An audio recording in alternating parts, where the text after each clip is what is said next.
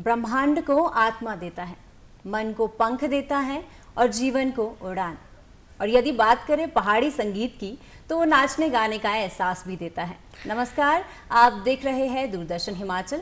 कार्यक्रम नमस्ते हिमाचल में आप सभी का स्वागत है। मैं हूं आपके साथ प्रिया सिंह और मेरे साथ आज मेरी सहयोगी है मेघा शर्मा। जी हाँ दर्शकों, बहुत बहुत स्वागत करते हैं आपका। जैसे आप जानते ही हैं कि हमारा यह कार्यक्रम काफ़ी सेगमेंट्स में विभाजित रहता है, तो हमारा आज का पहला सेगमेंट होने जा रहा है सरगम। जी हाँ दर्शकों, हमारा पहला सेगमेंट होने जा रहा है सरगम और आज हम आपकी मुलाकात करवाएंगे हिमाचल की एक बेहद ही प्यारी आवाज़ से। तो आज हमारे साथ स्टूडियो में मौजूद है सोहन सिंह भारद्वाज जी, जो सोनू भारद्वाज के नाम से काफ़ी फेमस है। सर बहुत बहुत स्वागत करते हैं हम आपका हमारे स्टूडियो में आने के लिए। धन्यवाद जी सर, सुबह का समय है और हमारा सेगमेंट चल रहा है सरगम, तो कार्यक्रम की शुरुआत एक संगीत से हो जाए। कुछ धार्मिक गणपति आराधना। जी जी और जी, सुबह का समय धार्मिक तो और ज्यादा अच्छा है। हाँ, जैसे सब गणपति से कार्यक्रम शुरू करते हैं।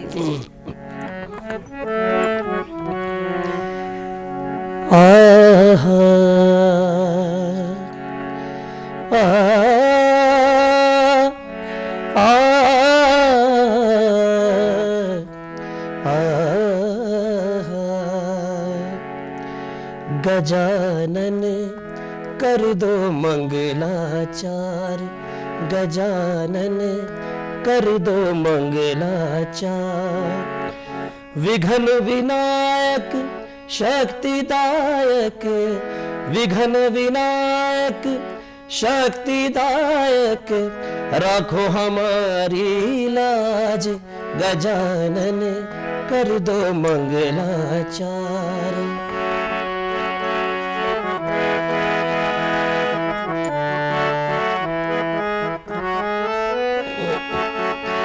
दास तिहारे तुझको पुकारे, दास तिहारे तुझको पुकारे, दीन दुखी के तुम ही सहारे, दीन दुखी के तुम ही सहारे।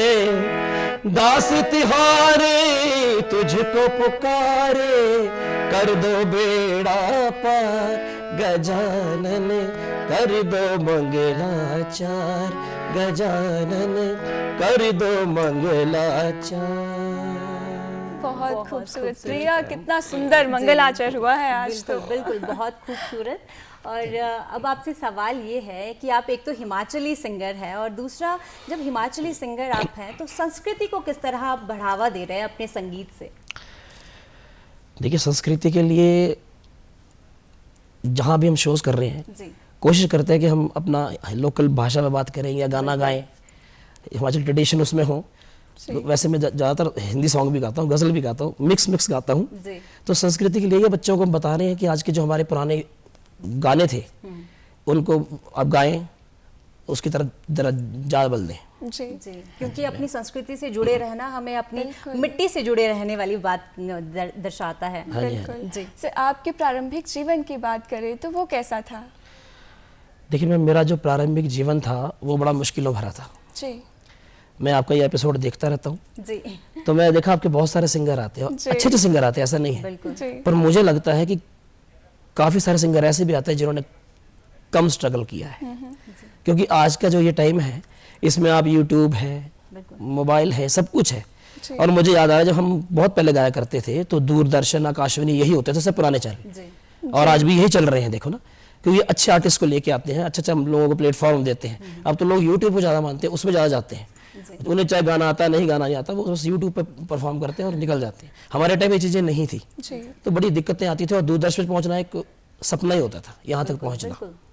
बस आस्ते आस्ते स्कूल टाइम में, मैम स्कूल टाइम से सीखते आए हैं। तो हमारे घर में थोड़ा पारिवारिक माहौल नहीं था संगीत का, तो मेरे गोपाल सर हुआ करते थे, बस एक बार ग्रुप सॉन्ग के लिए सिलेक्शन हो रही थी, उसमें आवाज़ मुझे अच्छी लग गई और बस उसमें मैंने गाना गाया। और मेरे ख्याल से बहुत पहले एक आकाशवाणी में शो आता था बाल गोपाल, उसमें मैंने गाना गाया था आकाशवाणी। तो फिर वहाँ से वो सफ़र चलता रहा, चल रहा है और चल ही रहा है और चलता जाएगा। हाँ, चलता जाएगा जी। जब आप सॉन्ग्स लिखते हैं, बहुत सारे गाने आपने लिखे भी हैं, तो आप क्या आपका उद्देश्य होता है उसके पीछे और किस तरह से आप चयन करते हैं शब्दों का? मेरी कोशिश ये रहती है कि मैम जो भी मैं गाऊँ वो थोड़ा वल्गर ना हो, थोड़ा अच्छा लगे सबको सुनने में, और थोड़ा संगीत भी उसमें दिखता हो, बिल्कुल बस ये ध्यान रखना। जी हाँ जी। जी मेघा। जी सर, जैसे आपने बताया कि आप बचपन से ही गाते आए हैं, हाँ जी, हाँ जी। और आपके टीचर रहे हैं, गोपाल जी का आपने जिक्र किया, हाँ जी, और आपने जो है आकाशवाणी में भी गाया है। हाँ जी, हाँ जी। तो आपके जीवन में जो म्यूजिक की अगर मैं बात करूँ, आपने कब सोचा कि मुझे म्यूजिक में ही अपना करियर बनाना है? जैसे कि मैंने आपको बताया, गोपाल सर मुझे प्रोत्साहित करते रहे, जी। और मेरे दीदी घर में गाते थे, बहुत अच्छा गाते थे, लेकिन उन्हें भी मौका नहीं मिला। घर में हालात अच्छे नहीं थे, हारमोनियम तक हम खरीद नहीं पाते थे। जी। तो दीदी जॉब करते थे, उन्होंने बोला कि चल मैं नहीं सीखती, तेरे लिए मैं हारमोनियम लेके आती हूँ। जी वो मुझे हारमोनियम लेकर आए, उन्होंने मुझे आवाज देखी, तो उन्होंने मुझे थोड़ा बढ़ावा दिया घर से, दीदी ने कोशिश की, जी। तो फिर मैंने इसको गाया, कुछ एक जागरण में चले गए, कहीं प्रोग्राम में चले गए, थोड़े बहुत पैसे मिल गए, जी। तो मैं कहा ये तो अपना वक्त बदलने का अच्छा जरिया है। जी, यानी कि आपको अपने परिवार और गुरुजनों का जो सहयोग हाँ है जी, वो हाँ जी। पहले से ही मिला हाँ, है। थोड़ा जितना वो कर सकते थे बेचारे उन्होंने किया। और परिवार और गुरुजनों का जो आपका सहयोग है वो सबसे इम्पोर्टेंट होता है, तभी हम जीवन में आगे बढ़ पाते हैं। बिल्कुल मेघा, मैं सही कह रही हूँ? बिल्कुल। जी। तो अब बात करते हैं आपकी, जो आपने कहा कि इस तरह से आपकी शुरुआत हुई। हाँ जी। एज अ सिंगर तो आप सभी को पसंद है बहुत ज्यादा, हाँ जी। पर आपको एज अ सिंगर कौन पसंद है? बॉलीवुड की बात कर लीजिए, हिमाचल सिंगर की बात कर लीजिए। देखो मैम, जो पुराने सिंगर्स की बात है जी तो मैं रफ़ी साहब को ज़्यादा सुनता हूँ, किशोर जी को सुनता हूँ, जी और नए में आपको पता है सोनू निगम भी है, बिल्कुल अरिजीत सिंह का टाइम आ गया है। बिल्कुल। ऐसे ऐसे सिंगर है, अच्छे सिंगर, बहुत अच्छे सिंगर आ रहे हैं अब तो। जी, और रफ़ी साहब की आपने बात की तो मुझे जी। लगता है मेघा कि रफ़ी साहब के गाने कौन नहीं सुनता होगा। बिल्कुल। मुझे अगर मैं अपना फेवरेट बताऊं तो मुझे पसंद है चौदहवीं का चांद। अरे प्रिया, ये दर्शकों बच्चे बच्चे की जी, जो बिल्कुल। जुबान पर ये गाना जी। है, जब हम रफ़ी साहब की बात ही कर रहे हैं प्रिया, तो क्यों नहीं गाने सुन लिया जाए? बिल्कुल ओके मैम, जैसा आपने कहा 14वीं का चांद, जी। इसके मैं आपको स्थाई सुना देता हूँ, जी। ठीक है मैम।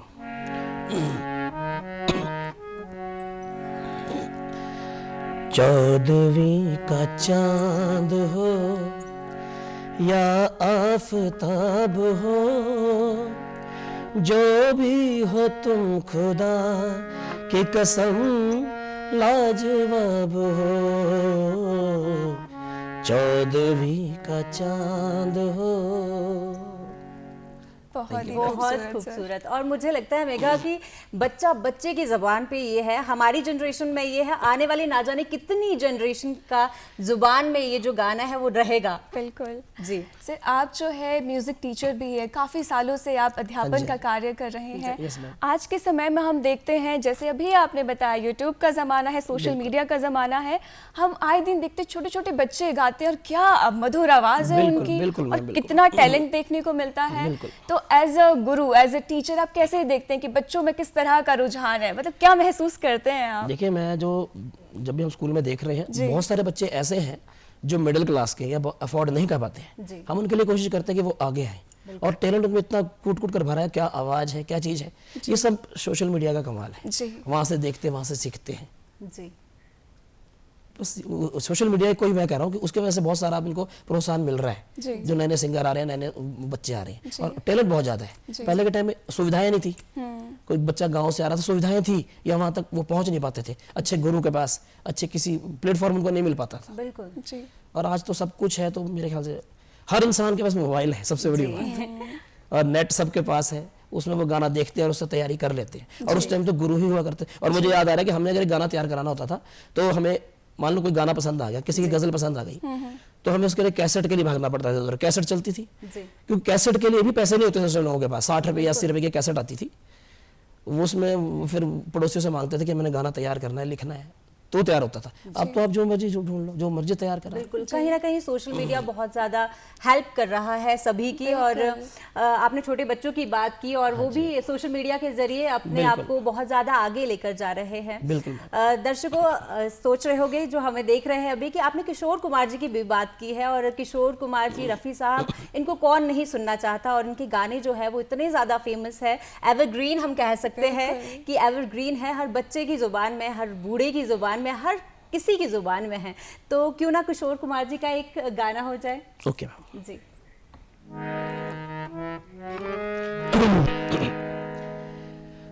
हमें तुमसे प्यार कितना ये हम नहीं जानते, मगर जी नहीं सकते तुम्हारे बिना। हमें तुमसे प्यार कितना ये हम नहीं जानते, मगर जी नहीं सकते तुम्हारे बिना। हमें तुमसे प्यार।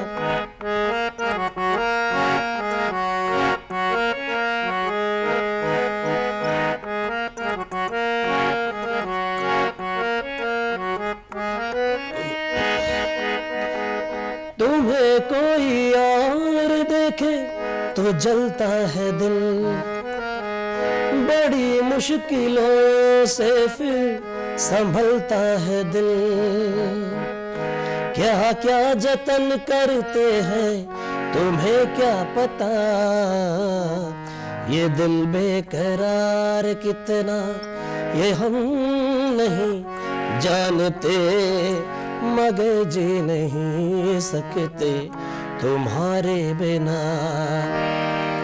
हमें तुमसे प्यार। बहुत ही खूबसूरत, बहुत खूबसूरत। और मेघा, हमें लग रहा है कि हमारे दर्शकों जो हमें देख रहे हैं, हमारे दर्शकों की सुबह और भी ज़्यादा खूबसूरत हो गई है। इतने मधुर जो आपकी आवाज़ है सर, इसके सभी कायल हैं और दर्शक भी सुबह का लुत्फ उठा रहे होंगे डेफिनेटली। जी सर, मतलब बहुत मज़ा आ गया, इतनी खूबसूरत आवाज़। जैसे प्रिया अभी सर ने बात की कि जो आज के समय में हम देखते हैं कोई मिडिल क्लास से भी है तो भी वो आगे आ रहा है, यानी कि उसको प्लेटफॉर्म मिल रहा है और कला जो है किसी और चीज़ की मोहताज नहीं होती। सर आपका क्या कहना है इस बारे में? बिल्कुल आप ठीक कह रहे हैं, कला किसी की मोहताज नहीं है, अपना आर्ट अपने पास है। और संगीत तो मेरे ख्याल से एक समुंदर है जी, कोई इसमें पूरा नहीं, तो जितना इसमें डूबते जाओगे उतना आनंद आएगा। बिल्कुल। सर अभी हम बात कर रहे हैं रफ़ी साहब की, किशोर साहब की, इसी पे मुझे आपकी अचीवमेंट्स याद आ रही है कि आप जो है रफ़ी नाइट्स के विनर रहे हैं, तो उसके अपनी अचीवमेंट्स के बारे में बताएं। मैम बहुत पहले एक सोलन में एक रफ़ी नाइट कंपटीशन होता था, ऑल हिमाचल के सिंगर आते थे। आपने नाम सुना होगा पूरन शिवा जी, वो भी इसमें प्ले करता था, वो भी इसी प्लेटफॉर्म से आगे गया है। वो थर्ड आया करते थे, उस टाइम में फर्स्ट आया करता था। आप अगर आपको मालूम होगा उसके जो जज हुआ करते थे प्लेबैक सिंगर मोहम्मद अजीज जी, अनवर जी संगी है ना, और अपना चाचा रौनकी राम जी, जसपाल भट्टी, ये लोग उस पे पैनल में आया करते थे जी। क्योंकि जो वो उसके ऑर्गेनाइजर थे, जब उसको शो करते तो एक सेलिब्रिटी को भी बुलाते थे जो जजमेंट के साथ हुआ करते थे। तो उस टाइम बस लगातार एक बार, दो बार, तीन, चार बार मैं उसमें विनर रहा जी। उसके बाद एक हिमाचल ये होता है, हिमाचल आइडल कंपटीशन होता है जी, उसमें भी मैंने गाया जी। तो उसमें मैं फर्स्ट प्राइज आया था, पहला हिमाचल आइडल बना था जी, जी। बहुत ही अच्छी बात। आप किशोर नाइट के भी, हाँ किशोर नाइट के विनर हूं मैं सर, मैं किशोर नाइट भी होती है जी। हाँ जी। जो हमारी अचीवमेंट्स होती है मेघा, वो हमेशा ही हमें और ज़्यादा मोटिवेट करती है आगे बढ़ने के लिए। अगर हम कुछ अच्छा करते हैं तो हम और ज़्यादा आगे बढ़ने के लिए अग्रसर रहते हैं कि और ज़्यादा हमने बेहतर करना है। वैसा ही हमारे जो भारद्वाज जी आए हैं वो आगे बढ़ते जा रहे हैं। अगर हम बात करें हमारे हिमाचल की, तो अगर जहाँ भी जिसकी संस्कृति की पहचान जो झलक है मेघा, वो वहाँ के फोक संगीत से होती है या फोक डांस से होती है। अगर हम यहाँ पे अपना फोक सॉन्ग ना सुने, हिमाचली सॉन्ग ना सुने, तो ये कार्यक्रम थोड़ा सा अधूरा सा लगने लगेगा। तो एक फोक संगीत, ठीक है, मैं वही गाना गाऊंगा जो आजकल हमारे यहाँ से चल के बॉलीवुड तक पहुंचा है। बिल्कुल बिल्कुल। माए नी मेरिए शिमले दी राहें, चंबा कितनी की दूर है, चंबा कितनी की दूर। माए नी मेरिए शिमले दी राहें, चंबा कितनी की दूर है, चंबा कितनी की दूर। शिमले निवसना कसौली निवसना,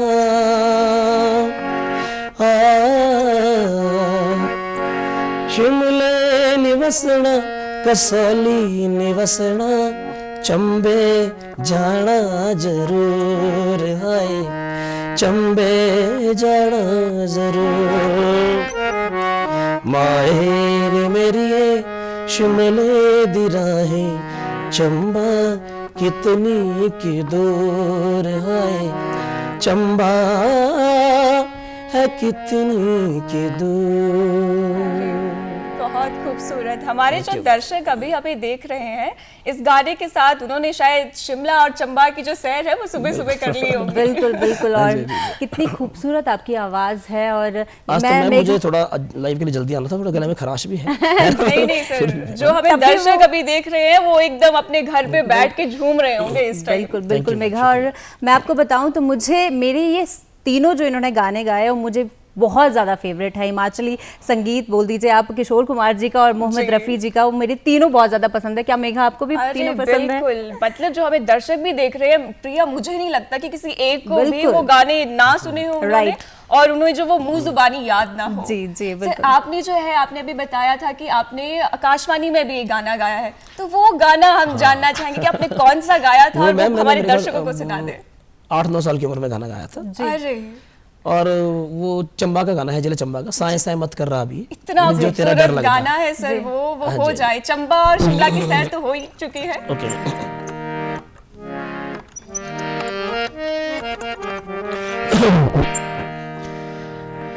साए साए मत करी राबिए, साए साए मत करी राबिए, मुझे तेरा डर लगदा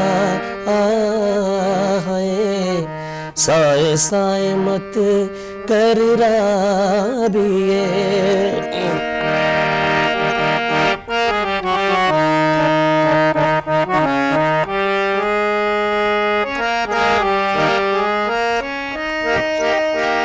जीड़ा करदा चंबे जाई वसना, जीड़ा करदा चंबे जाई वसना, चंबे दे लोकां कने हसना ते खेडना, चंबे दे लोकां कने हसना ते खेडना, दिल मेरा मोई लेंदी इसरी आधारा, दिल मेरा मोई लेंदी इसरी आधारा, मुझे तेरा डर लगदा है, साए साए मत कर राबिए। बहुत खूबसूरत, बहुत ही ज्यादा खूबसूरत। बहुत टाइम बाद गाया मैंने इस गाने को, मैं विदाउट प्रैक्टिस। और प्रैक्टिस की अगर आपने बात की है तो हमारे बहुत ज़्यादा जो अपकमिंग सिंगर्स हैं जो अभी हमें देख रहे हैं, तो जब सिंगर्स जो होते हैं उनको डिसिप्लिन का बहुत ज़्यादा ध्यान रखना होता है, अपनी आवाज़ का बहुत ज़्यादा ध्यान रखना होता है। तो आप किस तरह से रियाज करते हैं, किस तरह से वो डिसिप्लिन आपने अपनी लाइफ में लेकर आए हुए? मैंने डिसिप्लिन बनाया कि सुबह 1 घंटा रियाज करना ही करना है, सा को साधना ही साधना है, चाहे कुछ भी हो जाए। आज भी थोड़ा सा आधा घंटा लगा के आए हैं, है ना, तो वो डिसिप्लिन में रहना पड़ेगा, अपना रियाज प्रॉपर होना चाहिए। ये नहीं कि अगर हमने आज गा लिया है, अगर हमें किसी ने पसंद कर लिया 4 लोगों ने, बिल्कुल, तो हम स्टार बन गए। मैं बता रहा हूँ कि मैंने एक एल्बम निकाला है पूरी लाइफ में अभी तक, वो भी मुझे आप जानते होंगे, जाने माने म्यूजिक डायरेक्टर है सुशील कुमार गोगी जी, वो मेरे साथ बचपन से ही प्ले करते आए हैं। जहाँ मैं उनका बैंड होता था, मैं गाने गाता था, ऑल हिमाचल में सब जगह मैं शो कर चुका हूँ। तो वो कहते थे इतना अच्छा गाता है, सब कुछ करता है, इतने अवार्ड है, क्यों कैसेट नहीं बनाते, क्यों कोई एल्बम नहीं बनाते? बिल्कुल। मैंने कहा सर पैसे नहीं है, फंड्स की बहुत कमी है, कहाँ से करेंगे? थोड़ी जिम्मेवारी थी, मैं कह रहा हूँ, जैसे कि मेरे फादर की डेथ हो गई अभी 2020 में, रिसेंटली मैंने एक दुर्घटना अपनी मम्मी को भी खो दिया, तो बड़ी कमी थी इन चीज़ों की। तो हाँ, ये जरूर हमने अपनी लाइफ में किया कि जहाँ हमारे पास अगर 20,000 30,000 इकट्ठा होता था तो हमने उसकी ज़मीन खरीदी, मकान बनाया, अपनी सिस्टरों की शादी की। ये रिस्पॉन्सिबिलिटी आके तो अपने टाइम नहीं दे सके, तो सुशील कुमार जी को बड़ा धन्यवाद करता हूँ मैं। उन्होंने मुझे कहा कि एल्बम बना, जो भी खर्चा होगा मैं लगाऊंगा, तो उन्होंने मुझे इसमें हेल्प किया। मतलब जितने नॉर्मल चार्जेस उन्होंने इस भजन को बना सकते थे वो मुझसे उतना ही लिया उन्होंने उनकी वाइफ डानी राणा जी ने, तो वो मैंने भजन निकाला। तो मेरा कहने का मतलब है कि एक गाने से कभी स्टार नहीं बनते, इसके लिए तो पूरी जिंदगी लग जाती है। अभी हम तब भी कुछ नहीं थे, आज भी कुछ नहीं है। मेरे कहने का मतलब इतना है। और नए संगीत के लिए भी मैं यही कहना चाहूंगा, क्योंकि संगीत ऐसा है, आज हम स्टेज पे हिट होते हैं तो अगले दिन हम पिट भी जाते हैं। बिल्कुल, इसका कोई पता नहीं लगता हमें वक्त का। और जो अध्ययन है वो हमेशा ही करते जाना, सीखना चाहिए, जरूरी है, तभी हम जीवन में आगे बढ़ पाएंगे। बिल्कुल। सर, आपने अभी म्यूजिक बैंड की बात की, तो आपका खुद का भी एक म्यूजिकल बैंड है। हाँ जी, तो उसके बारे में हमारे दर्शकों को बताया कि कब आपने सोचा कि अपना एक म्यूजिकल बैंड बनाया जाए और फिर आपने जो है जागरण या शो करना स्टार्ट किया? मैम, ये सारी चीजें हमारे स्कूल टाइम से इकट्ठी हुई। अच्छा, स्कूल टाइम से? हाँ, स्कूल टाइम में जैसे हम जो कुछ लोग ऐसे थे जो अच्छे गाते थे, मेरे दोस्त ही वो रहे जो गाने वाले थे या कोई बजाने वाले थे। तो 6th क्लास में जब हम लोग ग्रुप सॉन्ग में सिलेक्ट हुए तो हमारे वो ग्रुप सा बन गया और सारे बच्चे मिडिल उसके थे। तो हमने उसमें एक बैंड बनाया अपना, उसका नाम हमने रखा, पहले उसका नाम रखा हमने सोनू राज, बहुत पहले, क्योंकि उसमें सारे जो लोग थे राकेश, रिंकू, रमेश, तो आर नाम आ गया। हम 2 जो मेन सिंगर थे वो सोनू, एक लड़का और सोनू है बद्दी से, तो वो हम सोनू हो गए, तो हमने उसका नाम सोनू राज कर दिया। काफी टाइम हमने उसको चलाया, जागरण किए, कीर्तन किए, कई कुछ किया हमने। फिर जब बड़े होते गए तो वो ग्रुप टूट गया, फिर वो राज सब चले गए इधर उधर, तो सोनू रह गया। जी, तो मैंने वो फिर उस ग्रुप को आगे चलाया। तो आस्ते आस्ते जैसे शूलनी में मेरा बैंड लग रहा है 12-13 साल से, मेरा ऑर्केस्ट्रा पूरा लग रहा है। रेणुका में 10-12 साल से मुझे बजाते हो गए, सराहा फेयर हो गया, अर्की मेला हो गया, केलांग काजा तक मैंने ये सब जगह बहुत जगह बैंड लगाए हैं। जहाँ जहाँ अप्रोच नहीं चलती और जहाँ अप्रोच चलती है वहाँ बहुत मुश्किल हो गया आज के टाइम में। आज के टाइम में आप देखेंगे कि मैक्सिमम कलाकार सेक्रेटरीट से सिर्फ फोन करवाते हैं। मतलब डायरेक्ट प्रोग्राम, बहुत अच्छे गुणी लोग आपके पास आते होंगे, नहीं आते होंगे, उन्हें मौका नहीं मिलता। मैम बिल्कुल, वो क्या करते हैं, उन्हें पता है कि मेला आ गया है, वो सीधा सेक्रेटरीट जाएंगे, मंत्री जी फोन कर दो और कार्यक्रम। अब प्रशासन क्या करेगा, प्रशासन को तो देना पड़ेगा, चाहे वो गाता है चाहे वो नहीं गाता है। तो बस वो सब स्टार बन गए आज के टाइम में। जी बिल्कुल, है ना। मेरा ये किसी के लिए कोई विरोध नहीं है, नहीं, बिल्कुल, पर मैं ये कहता जरूर हूँ कि अगर सब स्टार बन भी गए हैं तो कम से कम सीखना भी चाहिए साथ साथ, बिल्कुल, राइट सर। जैसे छोड़ना नहीं चाहिए। जी सर, जैसे अभी आपने बताया कि आप जो है जागरण करते, काफी स्टेज शो करते हैं। हाँ जी, आपने बताया कि आपने काजा तक किया है। हाँ जी, तो उनके बारे में कुछ बताइए कि जब आप लाइव परफॉर्म करते हैं, लोगों का किस तरह का वो प्यार रहता है, किस तरह का बहुत अच्छा प्यार रहता है। हिंदी सुनने वाले बहुत जगह ऐसा है, काजा के लॉन्ग की मुझे अच्छे लगे, वो पब्लिक को सुनते हैं। लेकिन आजकल जहाँ तक क्राउड नाचने पे तैयार है। इवन मैं जागरण भी करता हूँ, अगर मैं कोई सुरीला भजन गा रहा हूँ, जैसे मान लो कोई मैंने सिंपल सा गाना गा दिया, कोई क्लासिकल बेस का गाना गा दिया, कोई जिसमें सरगमे है, कुछ और है, वो सुनते हैं सिर्फ जो हमारे पुराने लोग हैं, अच्छे लोग हैं सुनने वाले। जो नई जनरेशन है वो ना डांस वाला नंबर। इवन धार्मिक कार्यक्रम में भी अगर नाच नहीं रहे तो अच्छे सिंगर है ही नहीं। जी बिल्कुल बिल्कुल। तो हमें सॉफ्ट को छोड़ के थोड़ा ऐसे गाने गाने पड़ते हैं लोग डांस करें। बिल्कुल, अपने दिल की हम पूरे करते हैं। जैसे मेरे पे कोई प्राइवेट पार्टी होती है ना, उसमें लोग सुनते हैं संगीतकार अच्छे। बहुत सुंदर, बिल्कुल। और डेफिनेटली हमारे जो दर्शक हमें देख रहे हैं वो चाह रहे हैं कि चलो डांस वाली आपने बात की तो एक डांस वाला ही सॉन्ग क्यों ना गवा दिया जाए। मैं भी प्रिया को यही कहने वाली थी कि सर जब बात कर ही रहे हैं डांस की, तो क्यों ना एक और गाना आपसे सुन लिया जाए। जी 2 लाइनें गा देते हैं। जी जी बिल्कुल बिल्कुल। जैसे आजकल के गाने, सखियन मैनू मीने मारे दियां होंदियां चन्ना गल्लां प्यार दियां, शाम नूं तो किते नाल होना है, वेखियां मैं फोटोआं बेकार दियां, मेरा दिल जो डरदा है दिल टुट ना जाए बेचारा, तेरे यार बथेरे ने मेरा तू ही है बस यारा। इस तरह के गाने आजकल चलते हैं। बहुत खूबसूरत। सर एक और गाना प्लीज सुना दीजिए जो आपका ऑल टाइम फेवरेट हो।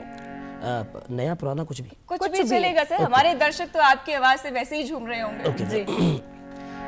दर्द दिल दर्द जिगर दिल में जगाया आपने, पहले तो मैं शायर था, पहले तो मैं शायर था, आशिक बनाया आपने, दर्द दिल दर्द जिगर दिल में जगाया आपने। बहुत खूबसूरत। और मैं तो चाह रही थी कि बंद ही ना हो, हम सुनते रहे इसे। और दर्शक जो आपने अभी डांस करवाया उसके बाद इतना सूदिंग जो इस सॉन्ग था वो सुनाया, तो वो डेफिनेटली चाह रहे हो कि और भी आप गाते ही रहे। मैं आया हूं आपके लिए। जी, तो क्यों ना कोई और जो आपका बहुत ज्यादा फेवरेट है। ओके जी। बड़े अच्छे लगते हैं ये नदियाँ ये धरती ये रहना, और तुम बड़े अच्छे लगते हैं ये नदियाँ ये धरती ये रहना, और तुम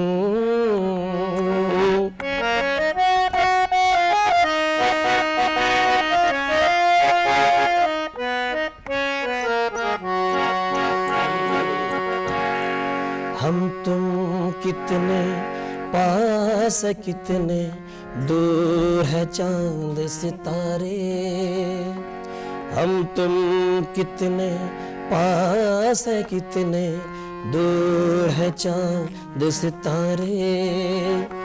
सच पूछो तो मन को झूठे लगते हैं ये सारे, मगर सच्चे लगते हैं ये धरती, ये नदियाँ, ये रहना और तुम। अरे बहुत खूबसूरत, हमें भी काफी अच्छा लग रहा है जब आप गा रहे हैं, मतलब कोई जवाब ही नहीं है। क्यों प्रिया? बिल्कुल, और मैं वही कहने वाली थी कि हमारे दर्शक तो एंजॉय कर ही रहे हैं, साथ ही साथ हमें भी जो गाने का मतलब मन कर रहा है कि हम भी साथ में आपके साथ गाए। बहुत ही खूबसूरत, और आपकी जो कलेक्शन है सॉन्ग्स की जो आपने अभी तक गाए वो बेहद ही खूबसूरत है और हमारे दर्शकों को बहुत ही ज़्यादा पसंद आ रहे होंगे डेफिनेटली। अब बात करते हैं, जब भी ऑडियंस के सामने आप गाते हैं और उन्हें इन्फ्लुएंस करना सबसे इम्पॉर्टेंट रहता है, आप कैसे लोगों को इन्फ्लुएंस करते हो, लोगों को हंसाते हो, लोगों को झूमने का जो मौका है वो देते हो, तो किस तरह का वो आपको एक्सपीरियंस वहाँ पे लगता है और किस तरह से आप वहाँ पे मोटिवेट होते हो और ज़्यादा आगे बढ़ने के लिए? मैम जैसे कि अब जैसे कि दर्शक बैठे हैं, जी जी बिल्कुल, दर्शक का जो हमें रुझान है, हमें उनके एक गाने से पता लग जाता है कि वो क्या चाह रहे हैं। जी पहले हम सॉफ्ट नंबर से शुरुआत करते हैं, हर कार्यक्रम को सॉफ्ट नंबर से शुरू करते हैं, ओल्ड सॉन्ग से, बिल्कुल, फिर ओल्ड से गाते हैं, फिर ओल्ड चलते रहते हैं जब तक वो नए के लिए नहीं बोलते। जी थोड़ी देर के बाद जब वो मूड में आ जाते हैं तो वो कहते हैं कि थोड़ा सा चेंज कर दो, तो थोड़े फास्ट नंबर हो जाते हैं। जी आखिर में आपको पता है फिर पंजाबी की तरफ चले जाते हैं, जी। कोई हिमाचली तो हिमाचली की तरफ जाते हैं, बस उनके मूड के ऊपर हम चलते रहते हैं जैसे जैसे वो कहते हैं, जी लेकिन एकदम फास्ट नहीं हम करते, शुरुआत आस्ते से शुरू करते हैं और उनके मूड से पता लग जाता है और आपको पता लग जाएगा, आपको आधे गाने से स्थाई गाने से कि वो गाना सुनना चाहते हैं कि नहीं। बिल्कुल बिल्कुल, फिर बेहतर ये लगती है कि उसको बंद कर दिया जाए, गाना चेंज कर दिया जाए। जी, और एक अच्छे सिंगर की पहचान इसी से है कि वो लोगों का मूड पढ़ सके, जो आपके ऑडियंस है उनका मूड पढ़ सके कि कौन सा वो गाना सुनना चाहते हैं। जी तो सर आपका एक भजन क्यों ना सुन लिया जाए फिर? ओके, भजन सुनना है और जी जी जन्माष्टमी पे नहीं,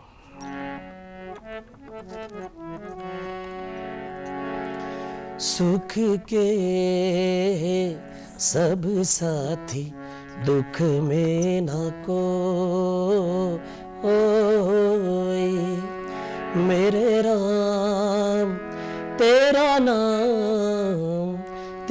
नाम एक साचा दूजा न कोई।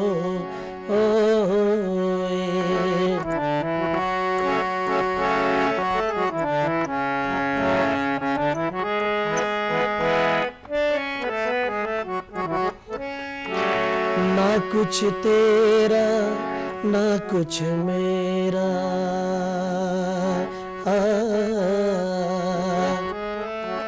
ना कुछ तेरा ना कुछ मेरा, ये जग जोगी वाला फेरा, राजा होया रंग सभी का,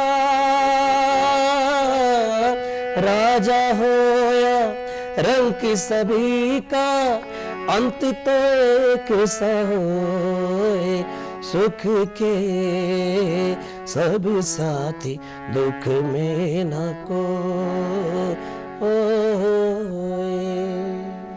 बहुत खूबसूरत, थैंक यू। अब बहुत ही अच्छी बात इन्होंने कही है कि सुख के सब साथी दुख में न कोई, तो अपने आप से प्यार कीजिए और अपने साथी खुद बनिए।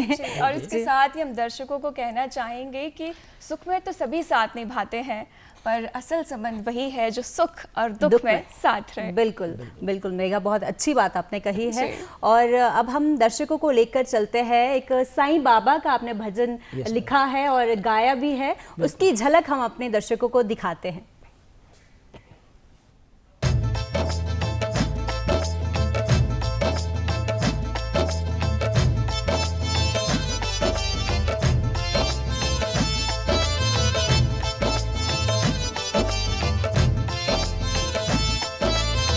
तेरी महिमा के हम सब दीवाने, चाहे हिंदू मुसलमान सिख हो या ईसाई, सब तेरी महिमा को जाने। मैं भी तेरे चरणों की धूल हूँ मेरे साईं, आए हैं तेरी चौखट पे दुखड़े सुनाने।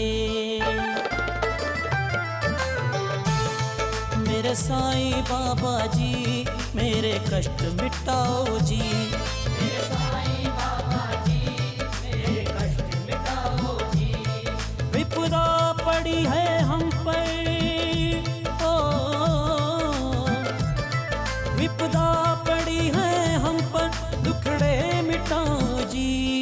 मेरे साईं मेरे बाबा, मेरे साईं बाबा जी मेरे कष्ट मिटाओ जी, मेरे साईं बाबा जी मेरे कष्ट मिटाओ जी। बहुत ही खूबसूरत भजन सर।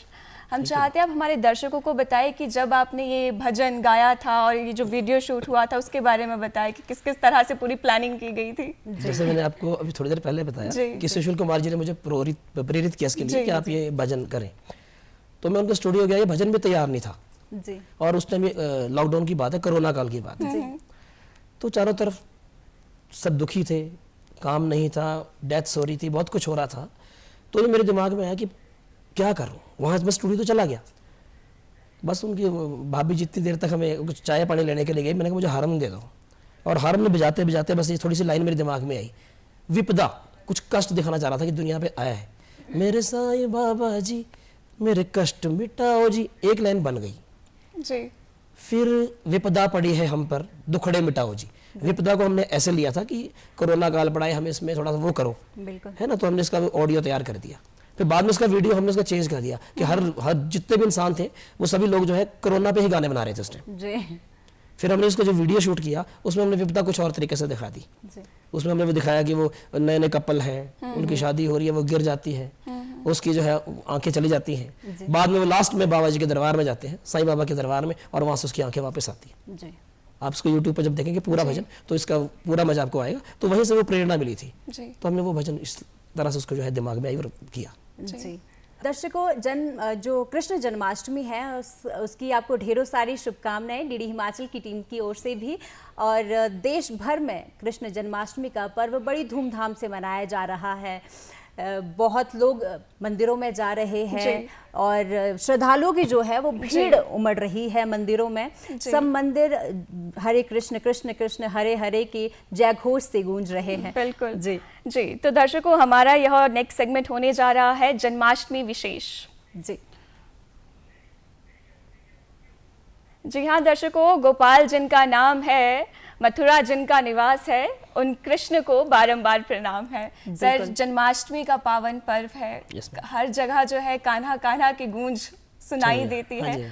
और ब्रज की अगर हम बात करें तो सबसे ज्यादा प्रसिद्ध जन्माष्टमी वहाँ की है। तो क्यों ना भगवान श्री कृष्ण पर एक गाना हो जाए। ओके मैम, पहले तो सभी को जन्माष्टमी की बहुत बहुत शुभकामनाएं। तो एक छोटा सा भजन जन्माष्टमी के ऊपर मैं गा रहा हूँ। जी।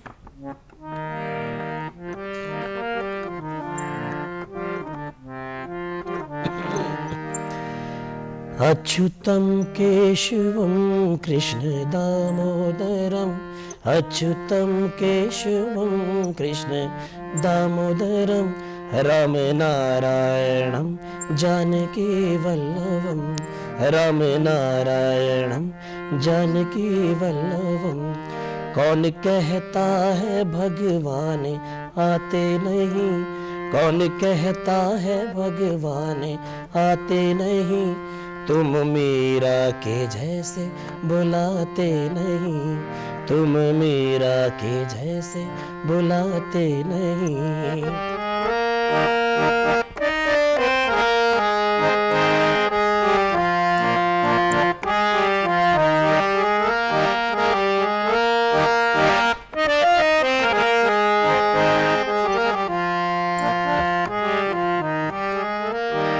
कौन कहता है भगवान खाते नहीं, कौन कहता है भगवान खाते नहीं, बेर शबरी के जैसे खिलाते नहीं, बेर शबरी के जैसे खिलाते नहीं।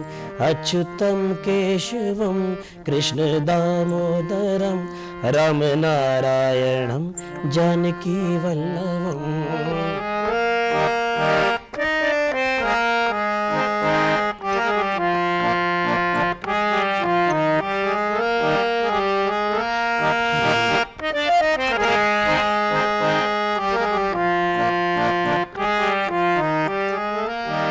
कौन कहता है भगवान सोते नहीं, कौन कहता है भगवान सोते नहीं, माँ यशोदा के जैसे सुलाते नहीं, माँ यशोदा के जैसे सुलाते नहीं।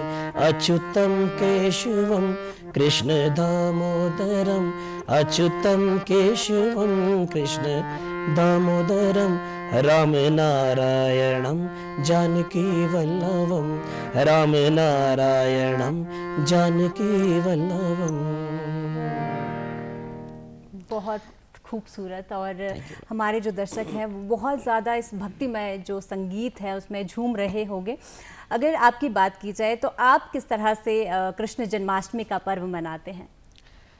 मैम कहीं ना कहीं बुक होता हूँ। अच्छा, तो अपने भजनों के द्वारा आप भजनों के भगवान को द्वारा याद आज करते शाम हैं? को भी मेरा भजन पे कहीं मंदिर में कार्यक्रम है, जी तो आज हम कृष्ण को सब लोग मिलके मनाएंगे वहाँ पे, जी। और भजन कीर्तन करेंगे। बिल्कुल, भजन के जरिए भगवान को याद करना, बिल्कुल। भगवान की स्तुति करना, इससे बड़ा और कुछ नहीं हो सकता। बिल्कुल बिल्कुल। मैम। और अपने साथ साथ आप लोगों को भी भगवान का जो भजन है उसके एहसास करवाते हैं, भगवान के मिलने का एहसास करवाते हैं। बिल्कुल। मेघा, अगर आपकी बात की जाए तो आप किस तरह से मनाती हैं? जी हाँ प्रिया, मैं अपनी बात करूँ तो जैसे सभी मनाते हैं, कृष्ण जन्माष्टमी का क्या होता है कि हफ्ते पहले ही झांकियाँ निकलनी शुरू हो जाती है। बिल्कुल। तो वो बचपन से ही वो झांकियाँ देखने का इतना ज्यादा शौक रहता था कि ऐसे लगता था कि भगवान कृष्ण और जो सारी झांकियाँ निकलती है वही भगवान जी है। बिल्कुल। प्रिया, आपकी बात करें, आप कैसे मनाती थी जन्माष्टमी? बचपन की बात करें तो मैं भी बस वही कि झांकियाँ देखे हम इतने ज्यादा खुश हो जाते थे, मन करता था कि कृष्ण जो अवतार है उसको हम भी पहने, उस तरह के कपड़े पहने और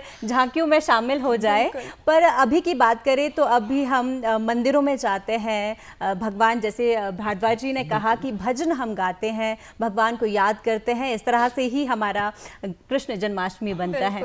जी। और जो इस तरह के पावन त्योहार अवसर होते हैं और जन्माष्टमी की बात करें तो प्रिया, वो जो बचपन वाला एक मन होता है ना कि कोई छोटा बच्चा मुझे देख पा रहा है, जी। तो जब इस तरह के त्योहार होते हैं, जो वो खाना मिलता है ना, तो वो क्या टेस्टी होता है। सर, आप क्या कहना चाहेंगे? बिल्कुल मैम, बहुत अच्छा बचपन में क्या होता था जब कृष्ण जन्माष्टमी होती थी तो इतना वो सुंदर खाना बनता है, वो जो व्रत में हम खाते हैं, फलाहार फलाहार जिसे फलाहार कहते हैं। बिल्कुल। और मुझे एक चीज और याद आ रही कि मेरे दादा जब वो केले लेकर आते थे जो गांव में लगते हैं, वो एकदम लोकल, और क्या क्या बात। स्वाद होता था उनका। हाँ जी, तो जी, बिल्कुल। आपको किस तरह का आप व्रत लेते हैं, किस तरह का फलाहार करते हैं आप? मैम फलाहार रात को जब कृष्ण का जन्म होता है उसके जी। बाद व्रत के लिए फलाहार देते हैं ना, जी। वो उसमें फ्रूट होते हैं, जी। वो कसार बोलते हैं, वो प्रसाद होता है, बस वही खाते हैं उस दिन। जी। और वो जो फ्रूट होता है वो किसी 56 भोग से कम नहीं हाँ, होता। 56 भोग से कम नहीं। बिल्कुल। बिल्कुल। और उस बहुत समय लगता है कि 56 भोग इसके सामने फीके हैं और यही फलहार बहुत ज्यादा स्वादिष्ट है। वो इसलिए होता है दर्शकों क्योंकि उसमें भगवान का नाम होता है, और भगवान का जब याद, किसी भी अगर आप घर पे भी खाना बनाते हैं, भगवान को याद करके अगर आप वो भोजन बनाते हैं तो उसका स्वादिष्ट वो बन जाता है, उसका रंग, उसका ढंग, उसका टेस्ट बहुत ही ज्यादा स्वादिष्ट होता है। बहुत ही सुंदर। प्रिया, जब हम ये बात कर ही रहे हैं और इतना पावन अवसर है, तो सर एक गाना हम और सुनना चाहेंगे। हिंदी जी जी, कोई भी जो आपका पसंदीदा हो। हमारे दर्शक तो आपको बहुत ज्यादा पसंद करते ही है। गजल। जी जी बिल्कुल।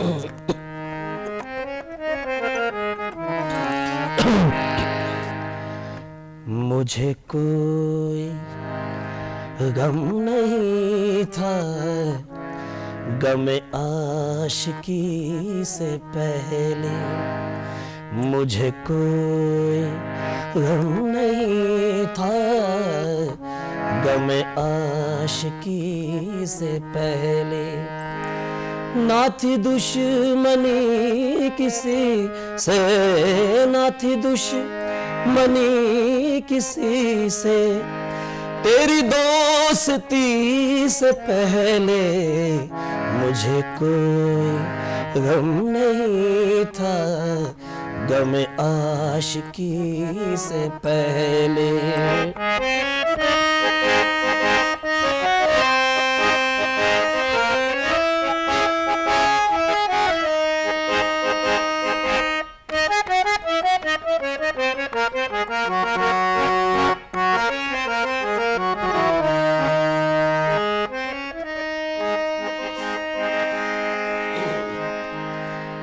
चांद आज छुप जा, चांद आज छुप जा, चांद आज छुप जा, मेरा प्यार जल रहा है, मेरा प्यार जल रहा है, तुझे मैं भी चाहता था, तुझे मैं भी चाहता था, तेरी चांदनी से पहले। ना थी दुश्मनी किसी से, ना थी दुश्मनी किसी से, तेरी दोस्ती से पहले मुझे कोई गम नहीं था, गम आशिकी से पहले।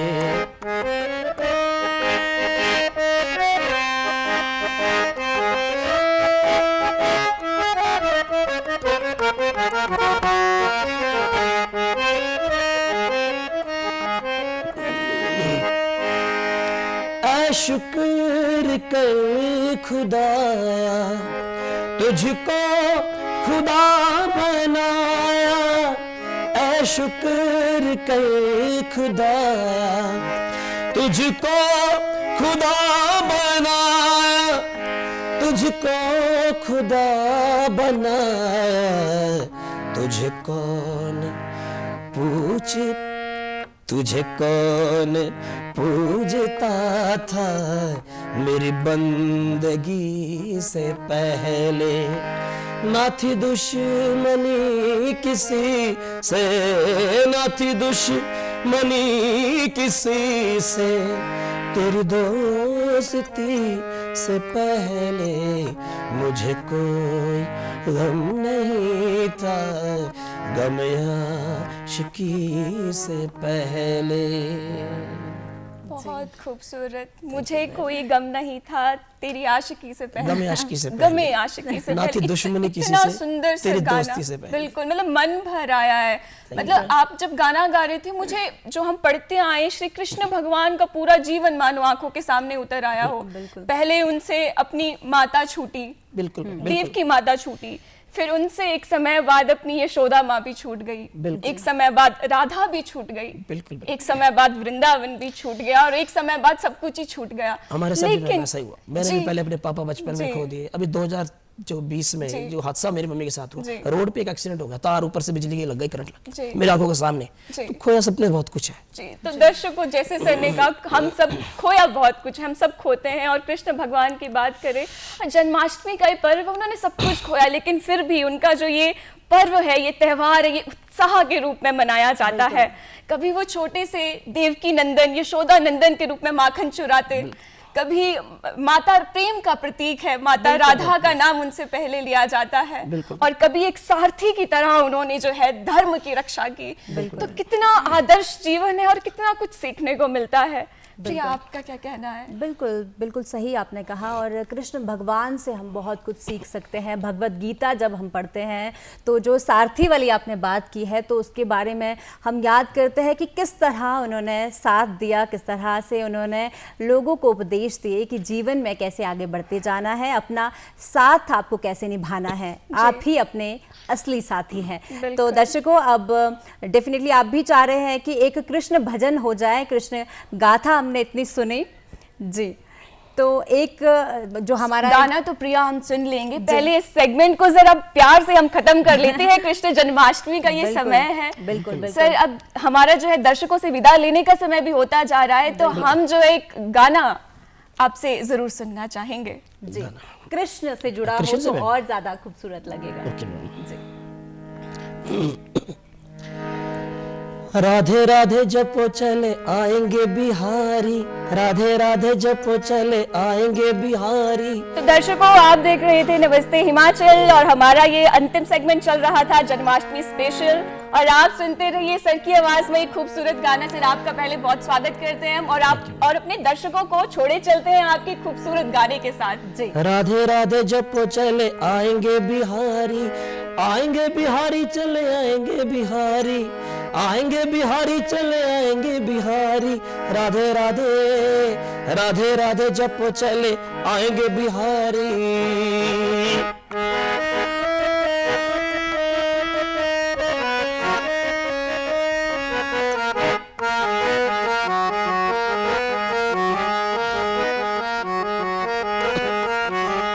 राधा रानी गोरी है तो सांवले बिहारी, राधा रानी गोरी है तो सांवले बिहारी, राधा रानी गोरी है तो सांवले बिहारी, राधा रानी गोरी है तो सांवले बिहारी।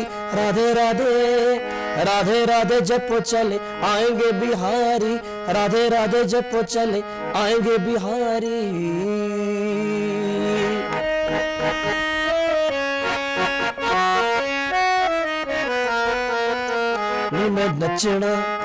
मैं नचना शाम दे नाल, अज मैनू नच लैण दे, नी मैं नचना शाम दे नाल, अज मैनू नच लैण दे, नच लैण दे नी मैनू नच लैण दे, नच लैण दे नी मैनू नच लैण दे, नी मैं नचना हो नी मैं नचना, नी मैं नचना शाम दे नाल, अज मैनू नच लैण दे, नी मैं नचना शाम दे नाल, अज मैनू नच लैण दे।